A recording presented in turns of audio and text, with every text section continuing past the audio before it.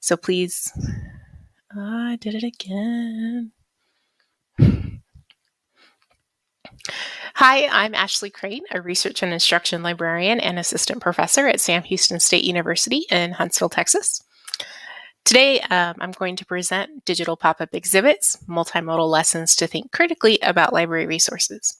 This is a poster, and if you would like to view a PDF or access the lesson or the Flipgrid videos, I've linked all of those things in the resources tab of this virtual booth. So please feel free to investigate those.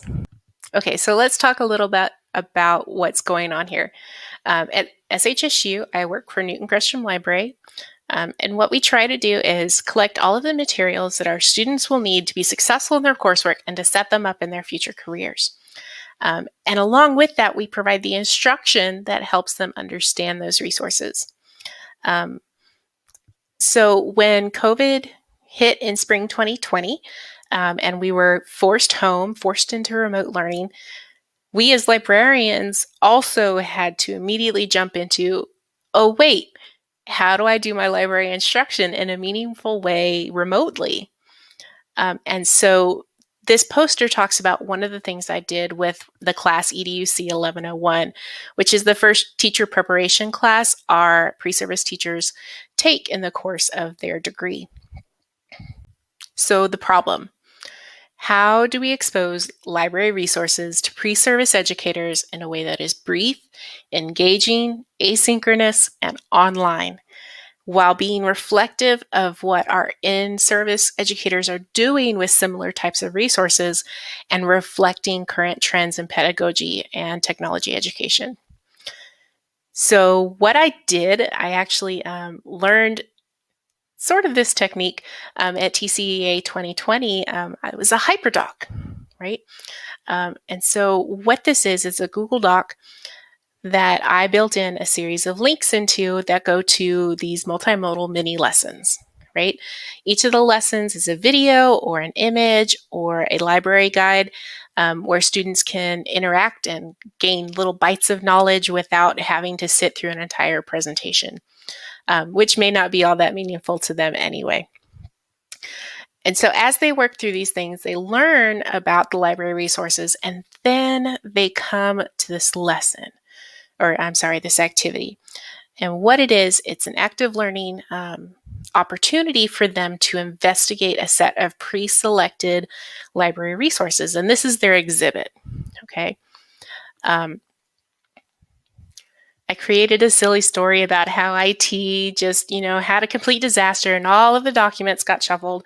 And so IT was asking these students to help them identify who they should get these documents back to. Students have to identify what grade the teacher is teaching and what subject the teacher most likely teaches. And this is their critical thinking element. And then once they've made these decisions about the juvenile literature, the children's magazine, the professional publication, and the academic scholarly paper, once they've looked at all of those things, then they create a Flipgrid video, which explains their reasoning. Why did this teacher teach fifth grade music? Why did this teacher teach first grade math? Based off of this set of documents.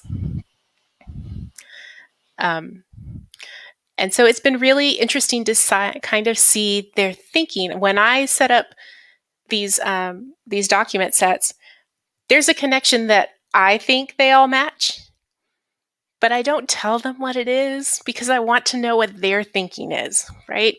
And they come up with such unique things. And I apologize for the construction noise. We're still in construction. So it's been a really wonderful activity.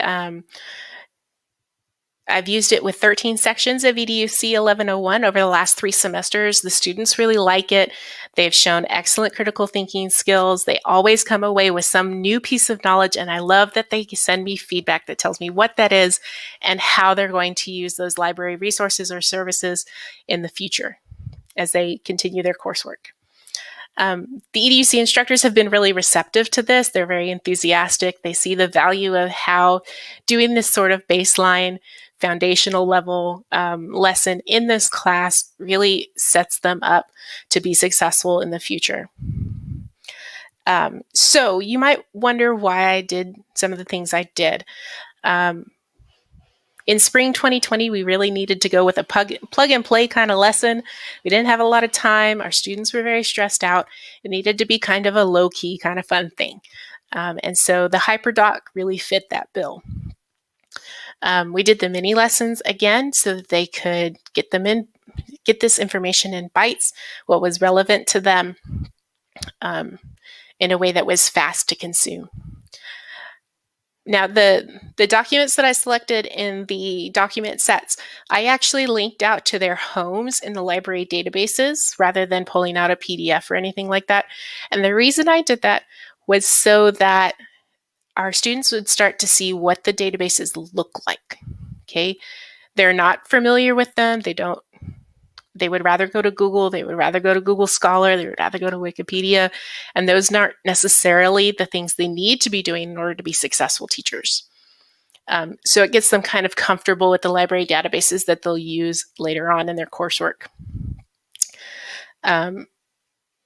I think it's really important for our students to be able to engage and think critically about these resources, something that is going to make it stick in their mind, okay? By encouraging them to look at these documents from the set of an in-service educator, we really are pushing them forward, right? We're planting that seed that, yes, academic scholarly research should be something that you think about when you're building lessons. And the other thing is research has shown, particularly in math and science, that the earlier we expose students to these curriculum materials, the better teachers they'll be in the long run.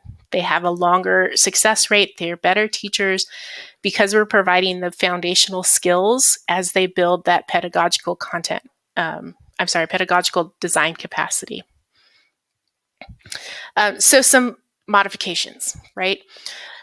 You could definitely use this with K-12. Actually, the session I pulled the HyperDoc from was about GT in elementary school. So HyperDocs can be used at any education level, and I would encourage you to do it. They can be made super simple for our lower grades by making them images. We can make them a little more complicated by adding text.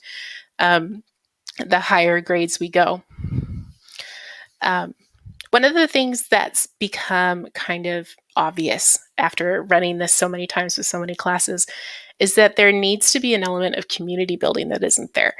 And so one of the ways you could do this is have your class respond to the initial student responses, right? By offering that discussion back and forth, maybe they're providing different viewpoints or different interpretations, and that's going to enrich their understanding of these library resources.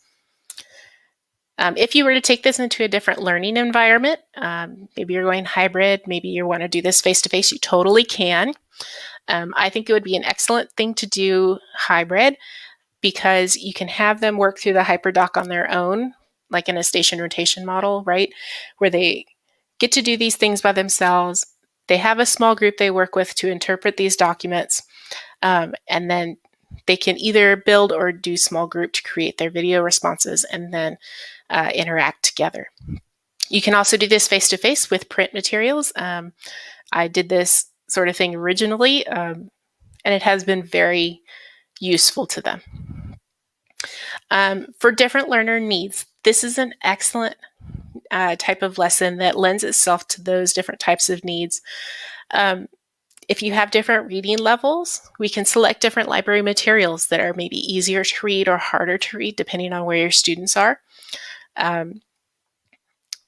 You can mix and match the type of documents that are in there. So maybe your ones that don't read so well could interpret the video, whereas their group member might be wanting to read an article.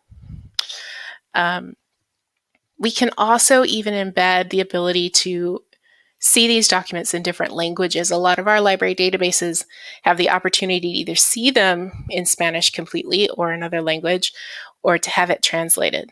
And so we can integrate those types of things to match the needs of our learners. Well, thank you so much for listening. I'm so glad you stuck around. Feel free to ask me a question. I'd love to share a little bit more about what we're doing here and how it might apply to your context. I'll be here the next week or so, and we'll hopefully be able to interact with you some more. I hope you're learning great things at TCEA 2021. I know I will. Bye.